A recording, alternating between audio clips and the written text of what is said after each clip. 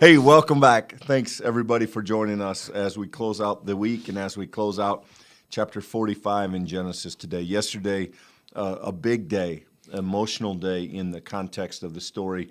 Joseph reveals himself to his brothers. There's weeping, there's reunion, there's genuine affection. There is what appears to be a settledness, if we wouldn't call it forgiveness. It does seem as though Joseph has put behind the past, which is never an easy thing to do, but it appears that he's done that largely because he seems to believe deeply these words he has said, that he believes God to be at work in these events and in this flow of what has happened. He believes that God has a purpose that has shown through all of it. And we pick up that story today in the aftermath of that revealing, and we are in verse 16. And this is kind of house cleaning a little bit. It's certainly a different tone than the first half of the chapter, but let's get into it and then we'll talk about it. When the report was heard in Pharaoh's house, Joseph's brothers have come. Pharaoh and his servants were pleased. Pharaoh said to Joseph, say to your brothers, do this. Load your animals, go back to the land of Canaan. Take your father, your households, come to me, and I may give you the best land in Egypt, and you may enjoy the fat of the land. You are further charged to say, do this. Take wagons from Egypt for your little ones and your wives, and bring your father, and come. Give no thought to your possessions, for the best of all the land of Egypt is yours. The sons of Israel did so. Joseph gave them wagons according to the Pharaoh, and he gave them provisions for the journey. To each of them he gave a set of garments. But to Benjamin he gave 300 pieces of silver and 5 sets of garments.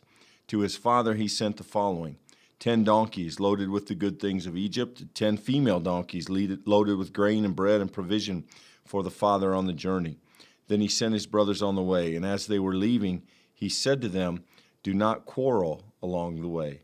So they went out of Egypt and came to their father in the land of Canaan. And they told Jacob, Joseph is still alive. He is even ruler over the land of Egypt. He was stunned. He could not believe them. When they told him all the words of Joseph that he had said to them, and when he saw the wagons that Joseph had sent to carry him, the spirit of their father Jacob revived.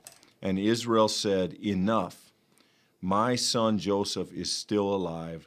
I must go see him before I die. So very interesting here in this sort of the way that this is told. First thing that I think we should acknowledge, and we've talked about this before, an uncharacteristically generous and excitable reaction of the Pharaoh. The Pharaoh says, your brothers are here? Oh, awesome. Tell them this. Tell them, go get all their stuff. I'm going to load up wagons for them. Tell them to go get all their people.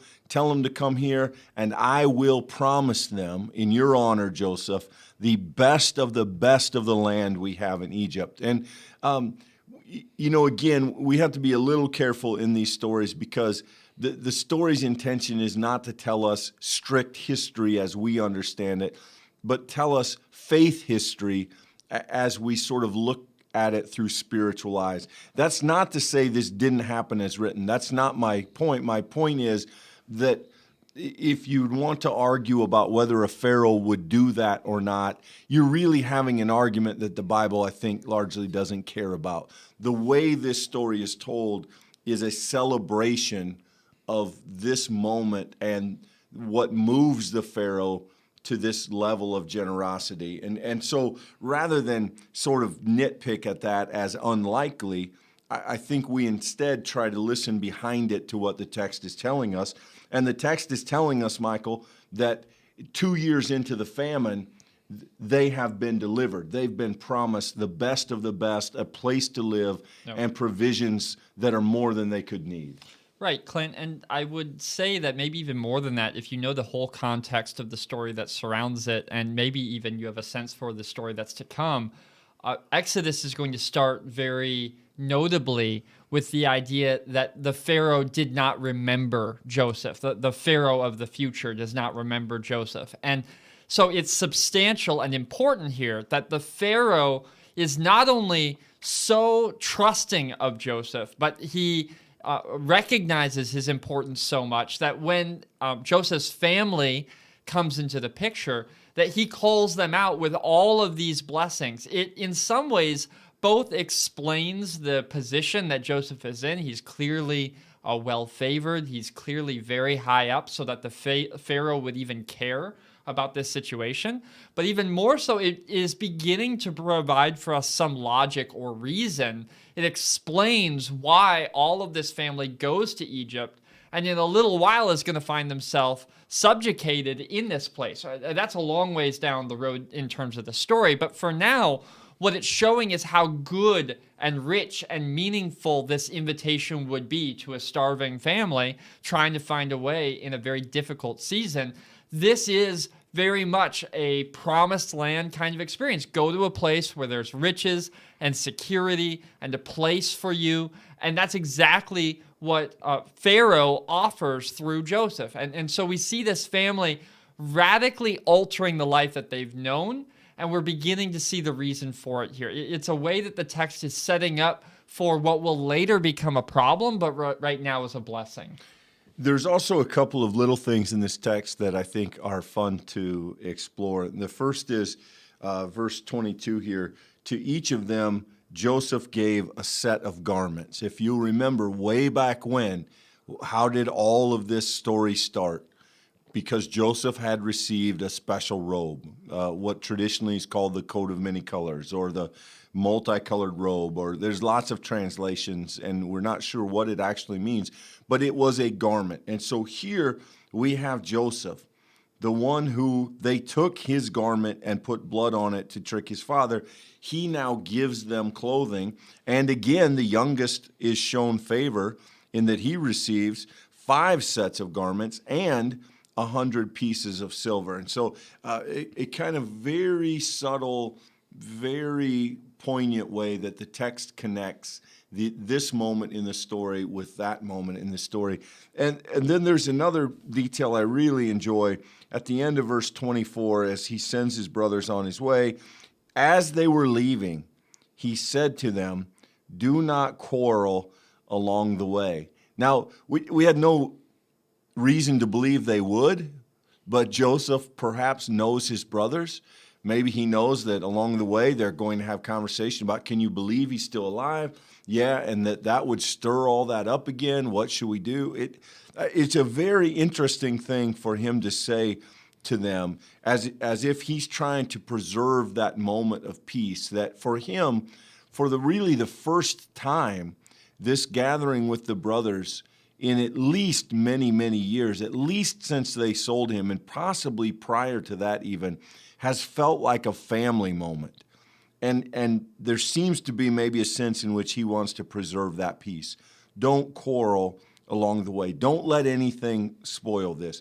Continue to be unified. Continue to be connected. And the text doesn't do much with it, Michael, but it's a very interesting addition. Yeah, and note that we're in a family that clearly quarrels a lot. I mean, the text has made a point to point that out to us. And so the fact that he gives these instructions in some ways points to the new leaf that is maybe being turned here, the new chapter that is opened before this family. Yet on the other hand, Clint, I mean, I think we're a little remiss to not point out the favoritism that's still clearly shown to Benjamin. So, I mean, if we bring our presuppositions as to what a good resolution to Joseph's struggles with his families would look like, we probably would wish for them that there would not be this kind of in and out, this kind of favored one and not favored one.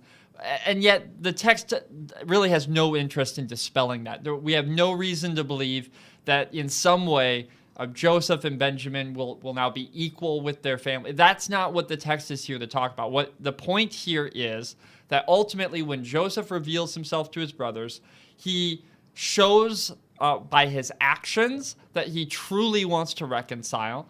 and that he truly believes that God has put him in this position for the furtherance and safety and prosperity of his family. So now, in light of that, as the family goes back to Jacob and to all of their families, we got to remember that these are old men. They have wives, they have children. As they go back to really, prepare them for the journey, what we realize is that fundamentally this is a difficult story to swallow, right? In fact, the text goes out of its way to say here that when let's pull this up. They're telling Jacob that he's alive, he's the ruler of Egypt. It says here in verse 26, he was stunned and he could not believe them. He could not believe them. And of course he couldn't believe them. I mean, we can empathize with that. His son, who he believed to be dead, of course, his brothers knew that they had sold him. They didn't know what had come of him, but they had told him that Joseph had died.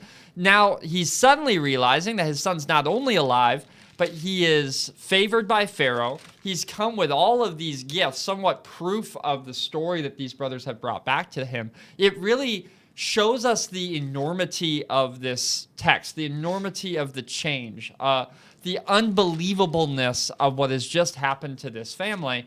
And that is the mark of God's fingerprint on the text. It's the reality that this kind of thing doesn't happen accidentally. This is the kind of thing that has been worked and that has been foreseen. Ironically, or interestingly, it was foreseen all the way back in the visions, in the dreams that Joseph had had in the very beginning. The text had told us right from the start what would happen, but now we see it's been fulfilled. The story has progressed, and now Joseph is not only alive, but he's become a way for the family to be alive going into the future.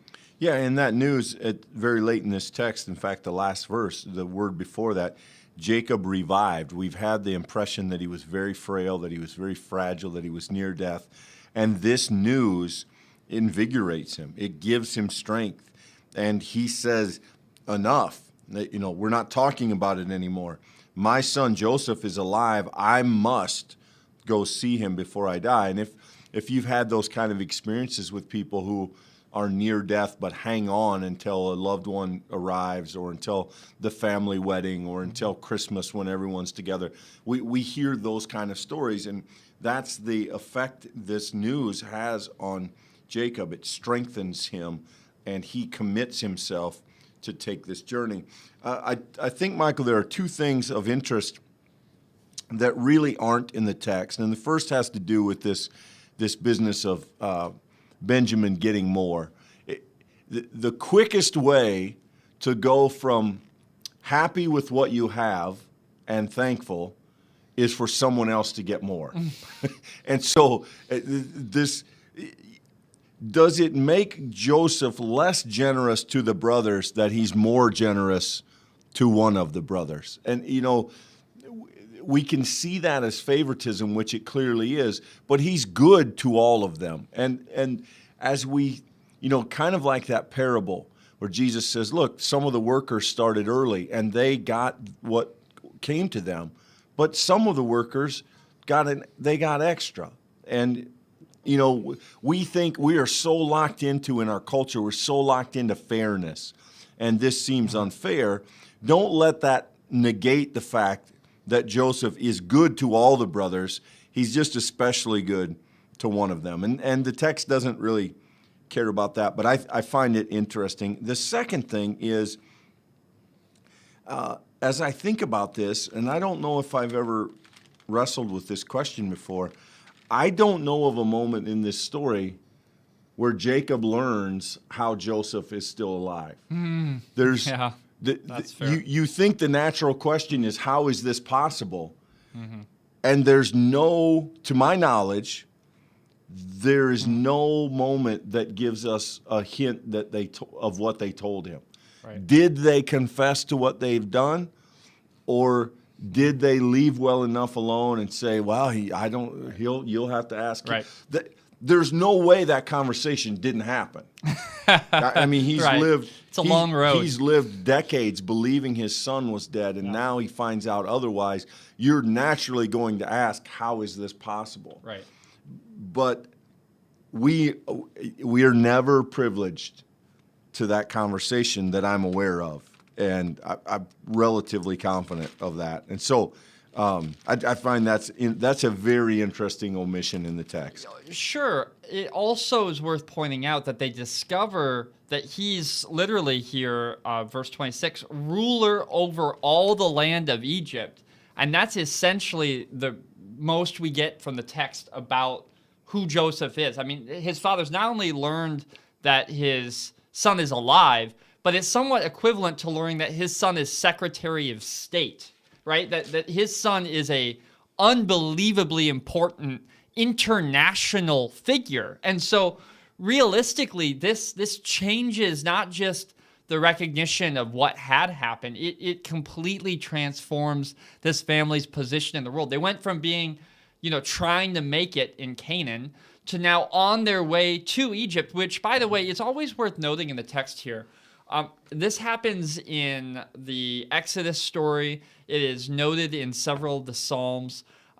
Sometimes the scriptures go out of their way to point out how different means and mechanisms God uses to bless, enrich the Israelite people. Here, notice that these wagons are full of, as the text says, the goods of Egypt, right? So suddenly, it's not just that he learns that his son is alive, which is clearly worth more than anything that you could put on the back of a donkey.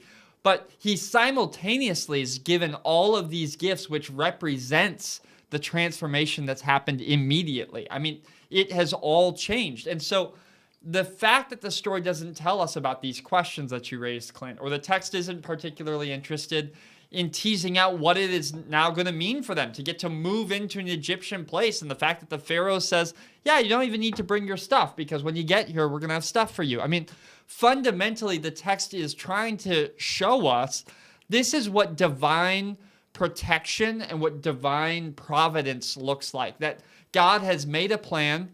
He showed it to Joseph, and even the brothers' actions, which we would have reasonably believed would derail that plan, has actually created a mechanism by which God's plan could be more fully come to pass. So I think this is where this text is beautiful. It shows us the reality, the humanity of these characters, but simultaneously, it's showing us the reality, or what you might see through the eyes of faith, of God's work in this story. We saw it explicitly in what Joseph had to say yesterday, but now I think we're seeing it as the ripples of that now extend to Jacob and to the whole family. Yeah, this is, I think, a really interesting way to kind of cap part of this story. This story continues, but it really now transitions. We get some emphasis back on Jacob now, though Joseph remains an important part of the story. Monday, when we undertake this story, God is going to show up again explicitly. God has kind of been a background character in the last multiple chapters. That's going to change Monday when we see God again taking a more upfront role, at least initially in that narrative. We've covered a lot of ground, and it's been deep ground. It's been emotional ground. I think that as we, one of the struggles with this story is that it's so big, it's hard to process. It's big theologically, it's big emotionally. It's a family story. It spans decades. It's a national story. It's Israel and Egypt. It's Pharaoh and Jacob. It's lots of things. And so if there are threads that sort of remain out there for you, by all means, stick them in the comments, send us an email. We'll do our best to address them. But there is a lot here. This is the kind of story I think you could read, every month or so, and you would find something in it nearly every time that you hadn't seen before. It's just that big. It's deep. It's deep, and we're glad that you've joined us this week as we've explored it. Definitely join us next week. There's a lot to come. The story's not over yet, but thanks for being with us. Have a good weekend.